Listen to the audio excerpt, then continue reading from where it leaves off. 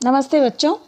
सूर्यकांत त्रिपाठी निराला की जो दो रचनाएं थी, उत्साह और अट नहीं रही है, इसके पहले मैंने आपको उत्साह पढ़ा चुकी हूँ।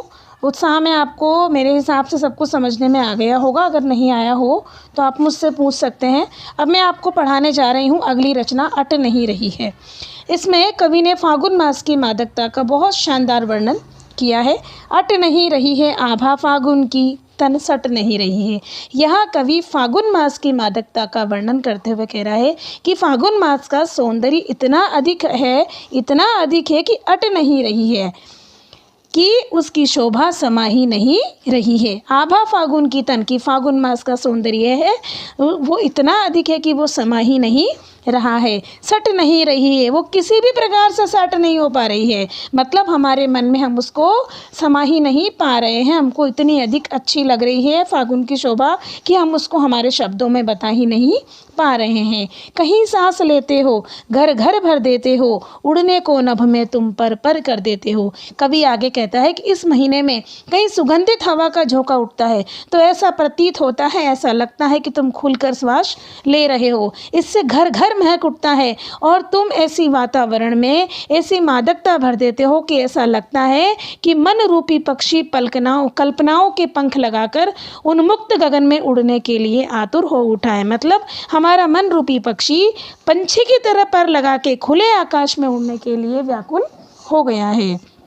आंखें हटाता हूँ तो हट नहीं रही है। ये जो फागुन की शोभा है, ये जो फागुन का सौंदर्य इतना अधिक सुंदर है कि इस सौंदर्य पे से अगर मैं अपनी आंखें हटाना चाहता हूँ तो वो मैं अपनी आंखें भी इससे नहीं हटा पा रहा हूँ। पत्तों से लदी डाल कहीं हरी कहीं लाल, जो पेड़ पौधों की डालियां हैं वो हरे हरे पत्तों से लद गई हैं। वे कहीं कहीं अगर उन पर हरे हरे पत्ते हैं तो कहीं कहीं उन पर लाल लाल फूल पड़े हुए हैं। कहीं पड़ी है उर में मंद गंध पुष्पमाल, और कहीं कहीं वृक्षों के गलों में मंद मंद सुगंधित वाले फूलों की माला पड़ी हुई है। आशय यह है कि बसंत के इस मादक वातावरण में वृक्षों की डालियों पर सुगंधित पुष्प खिल गए हैं, जो अपनी भीनी भीनी थोड़ी थोड़ी सुगंध को चारों ओर फैला रहे हैं। पाट पाट शोभाश्री पट नहीं रही है। पाट पाट मतलब स्थान स्थान, मतलब जगह जगह।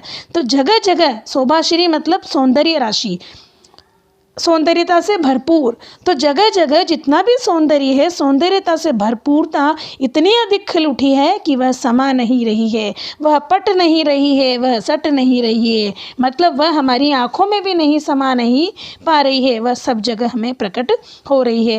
इस पद्यांश में कवि ने प्रकृति का मानवीकरण किया है और फागुन माह की प्रकृति के अद्भुत सौंदर्य का वर्णन किया है। ये जो उत्साह और जो अट नहीं रही, ये जो दो कविताएं मैंने अभी आपको पढ़ाई है, इसमें अगर हम नीचे इनका विशेष लिखना चाहते हैं तो इसमें खड़ी बोली हिंदी का प्रयोग हुआ है और जगह जगह अनुप्रास अलंकार का प्रयोग किया गया है और तत्सम शब्दों का प्रयोग भी किया गया है। आपको उत्साह और अट नहीं रही है दोनों पद्यांश अच्छे से समझने में आ गए होंगे। प्लीज़ मेरे वीडियो को लाइक कीजिए, कमेंट कीजिए और शेयर कीजिए। Thank you.